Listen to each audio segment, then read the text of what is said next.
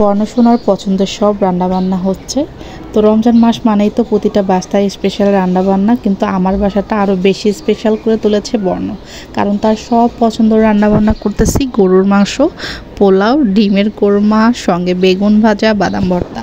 Hello Brian, আসসালামু আলাইকুম। সবাই কেমন আছেন? আলহামদুলিল্লাহ, আমরাও ভালো আছি। সবাইকে রমজান মোবারক। তো রমজান মানে স্পেশাল রান্নাবান্না, তো আজকে বেশি স্পেশাল আমার বাসাতে। তো যাই হোক, এখানে হচ্ছে ছোলা ভিজিয়েছি, ছোলা রান্না করব, সঙ্গে গরুর মাংস। আর কি কি রান্না করি দেখতে থাকুন। তো এখানে প্রেশার কুকার নিয়েছি। প্রেশার কুকারে ফার্স্ট টাইম আমি মাংসগুলো একটু রান্না করে নেব, কারণ যেহেতু হাড় আছে, গরুর মাংসের হাড়গুলো কিন্তু প্রেশার কুকারে রান্নার পরে খেতে অনেক মজা হয়। আর আমার পাশে দেখছেন পাখির ডাক, কারণ আমি ভয় দেওয়ার সময় আমার পাশের বাসায় খাঁচায় এই যে পাখি একদম কিচিরমিচির ডাকতেছে। তো যাই হোক, আমি এখানে হচ্ছে মাংসটা বসিয়ে দিলাম প্রেশার কুকারে। আর পাশে হচ্ছে এই যে ছোটো পুচুর জন্য একটু লাচ্ছা লাচ্চা সিমাই বানিয়ে সে দুধের কোটার ফ্রিজে রেখে আসলাম। এদিকে মাংসটা কিন্তু আমার সুন্দর সিদ্ধ হয়ে গেছে। পাশে আমি দিয়েছি পোলাওটা হচ্ছে একটু যখন বলক এসে যাবে ভালোভাবে, তখন পানিটা কমার সঙ্গে সঙ্গে আমি হচ্ছে দিয়ে দেবো এটা হচ্ছে রাইস কুকারে। আর এই যে গরুর মাংস রান্নাটা আজকে একদমই গ্রাম্যভাবে রান্না করতেছি। আমার মাকে দেখতাম এভাবে রান্না করতো।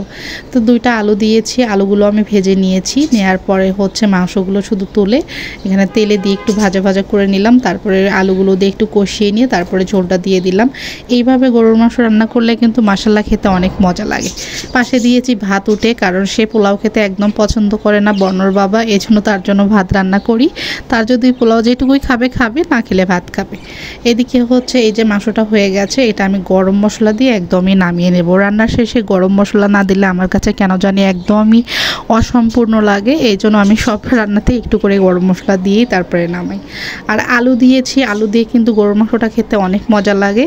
যদিও বর্ণর বাবা আলু টুলো এগুলো পছন্দ করে না, আর ও ওইভাবে আলু খায়ও না, তো আমার ভালো লাগে, আমি দিয়েছি। আর এই যে ছোলার ডালটা আমি কিন্তু আজকে একটু অন্যরকমভাবে রান্না করতেছি। সবসময় আমি ডালটা সিদ্ধ করি, সিদ্ধ হওয়ার পরে যখন হচ্ছে সিদ্ধ হওয়ার পরে সব কিছু মশলা কষিয়ে এটা তেলে দিয়ে দিই, কিন্তু আজকে এটা অন্যরকম করে করলাম। সব কিছু একসঙ্গে দিয়ে মেখে নিয়েছি, তারপরে এটা শুধু জাস্ট তেলে দিয়ে দেব। এদিকে রাইস কুকারে পোলাওটা হয়ে গেছে, এটাতে একটু ঘি দিয়ে দিলাম। যে কোনো পোলাও বা বিরিয়ানি এই টাইপের রান্নাগুলোতে আমাকে একটু ঘি না দিলে আমার কাছে ভালো লাগে না, তো এটাতে আমি ঘি দিয়ে তারপরে পেঁয়াজ বেরেস্তা দিয়ে ঢেকে রেখে আসলাম। এদিকে বেগুন ভাজা করতেছি, পাশে পেঁয়াজু করতেছি, ছোলাও করতেছি। রমজান মাসে তো এগুলো থাকবেই, যদিও আমার কাছে এগুলো খুব বেশি ভালো লাগতেছে না, কারণ এই 10 দিনে বলতে এই যে রমজানের এই কয়েকদিন এই ভাজা পোড়া খেতে খেতে অবস্থা কাইল। তারপরেও বর্ণর বাবার বর্ণ এগুলো ভীষণ পছন্দ করে, তো তাদের জন্য এগুলো তো বানাইতেই হবে। আর এদিকে আমি শশা কেটে নিয়েছি, সঙ্গে লেবু, আর এই যে বাদাম ভর্তা, বলতে যে কোনো ভর্তা নাকি তার বাবার অনেক খেতে মন চাচ্ছিল যে ভর্তা বানাও, তো ভাবলাম যে বাদাম ভর্তা করি।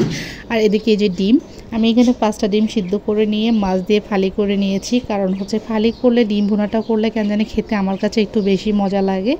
গোটাল ডিমের মাঝে কোনো কিছু ঢোকে না, এটা খেতে কিন্তু ভালো লাগে না। আর এইরকম করে করলে সবগুলো মশলা সুন্দরভাবে যায়, এটা খেতেও ভালো লাগে।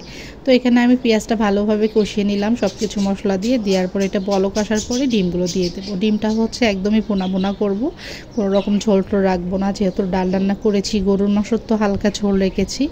আর এই যে সঙ্গে বাদাম ভর্তাটা কিন্তু আজকে আমি বর্ণর বাবার কাছ থেকে করে নিয়েছি, কারণ আমার একদমই এনার্জি ছিল না।